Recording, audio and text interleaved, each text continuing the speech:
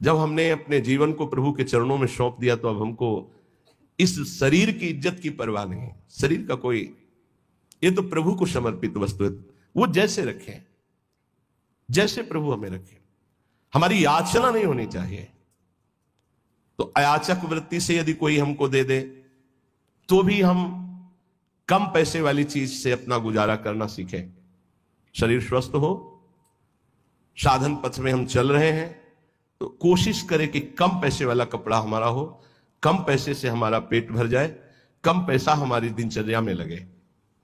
ये जीवन भर इसका निर्वाह गुरुदेव की कृपा से हुआ है। अब तो जैसे प्रभु रखें, प्रभु जैसे। शरीर स्वस्थ है तो टोटी से उतना ही पानी निकालना है प्रकृति का जितना आपको आवश्यक है। लाइट उतनी, ये नहीं कि आपके कमरे की है, नहीं, विश्वात्मा भगवान आपको सुविधा दे, उतना ही पंखा चलाओ जितनी जरूरत, जितना लाइट की। अगर बिना लाइट के आपका काम चल रहा है, पढ़ना नहीं, दरवाजा बंद, लाइट बंद, शांत अंधेरे में बैठकर चिदानंद स्वरूप प्रिया प्रीतम के ध्यान में मगन हो। साधु की एक अपनी रहनी होती है।